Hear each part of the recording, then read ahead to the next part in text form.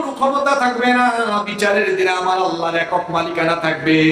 সব কিছু যখন ধ্বংস হয়ে যাবে, কিছুই যখন থাকবে না, হাসরের ময়দান কায়েম হয়ে যাবে। আল্লাহ তাআলা তখন বলবেন, ইয়া দুনিয়া, হে দুনিয়া, আইনা জিবালুকি, তোর বুকের উপরে দাঁড়িয়ে থাকা পাহাড়গুলো কোথায়? আইনা আনহারুকি, তোর বুকের উপরে বহমান থাকা নহরগুলো কোথায়? আইনা আশজারুকি, তোর বুকের উপরে থাকা গাছপালাগুলো কোথায়?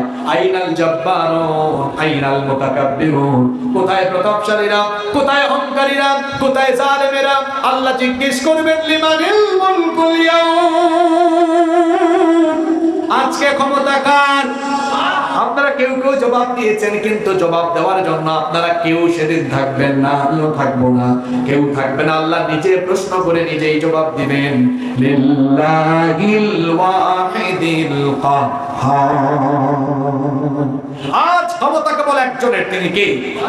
আল মুলকু ইয়াউমা ইদিনিল হাক্কু লিররহমান ওয়া কানা ইয়াউমান আলাল কাফিরিনা আসীরা। সেই দিন রহমানের মালিকানায় সব থাকবে কাফিরদের জন্য, সীমা লঙ্ঘনকারীদের জন্য, পাপাচারী দুরাচারীদের জন্য।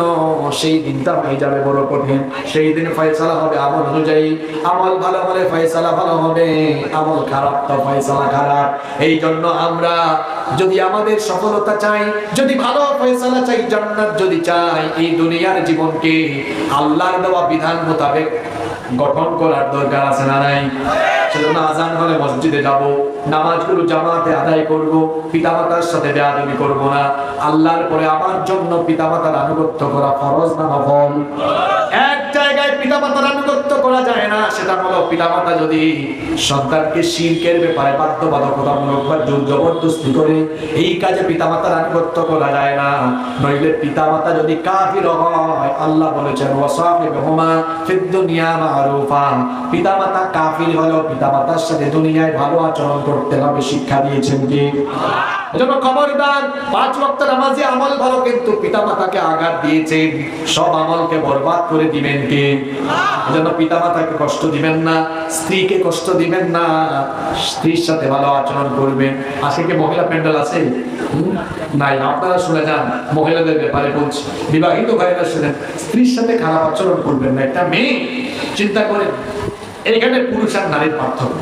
একটা পুরুষ সারা জীবন তার পরিবারের লোকজনের সাথে থাকে, কিন্তু একটা মেয়ে তার বাবা মা, তার ভাই বোন, তার দাদা দাদি সব ছিন্ন করে আপনার সাথে সংসার করার জন্য চলে আসে। মেয়েরা হলো প্রজাপতির মতো। প্রজাপতি চেনেন আপনারা? এটাকে জোরে চেপে ধরলে কি হয়? হ্যাঁ, মরে যায়।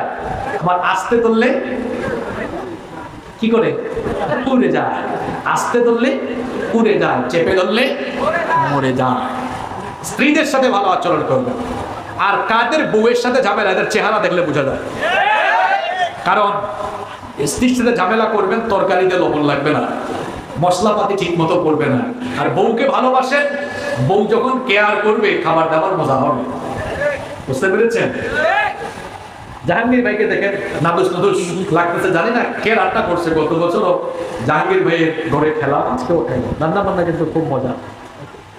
যেমন জাহাঙ্গীর ভাইয়ের চেহারা স্রোত দেখেন, নাদুস নাদুস, ছেলেগুলোও দেখলাম নাদুস নাদুস। সম্ভবত জাহাঙ্গীর ভাই ভাবিকে রেসপেক্ট করেন এবং ভাবির সাথে তার আন্তরিকতা, সম্পর্ক খুব ভালো। আল্লাহ আরো মধুর করে দেন। এবং জাহাঙ্গীর ভাই সম্ভবত এটার ক্যাশিয়ারের দায়িত্ব পালন করছেন, তাই না?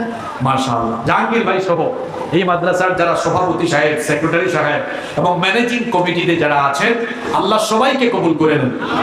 যে সূরা ইনফিতারের 19টা আয়াতের তাফসীর করেছি, আমি মনে হয় এই প্রথম কোনো অগোছালক পরিবেশ পেলাম। হয়তো অনেকে মনোযোগ দিয়ে শুনেন নাই, অনেকগুলো ক্যামেরা যেহেতু আছে, আগামীকাল পরশু ইউটিউবে আসলে শুনে নিয়ে মন দিয়ে শুনবেন, তখন বুঝবেন হুজুর কি দামি দামি কথাগুলো বলে গেছে, তখন মনোযোগ দিয়ে শুনলাম না।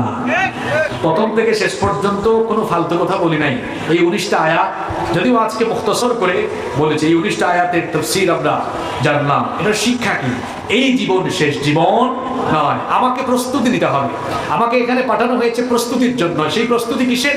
আখিরাতের, কিয়ামতের। এখানে আমাকে দেওয়া হয় নাই লুটপাট করার জন্য, পৃথিবীতে পাঠানো হয় নাই আমাকে বেঈমানি করার জন্য, দুর্নীতি করার জন্য, গুনাহ করার জন্য। আমাকে পাঠানো হয়েছে আমার রবের গোলামি করার জন্য।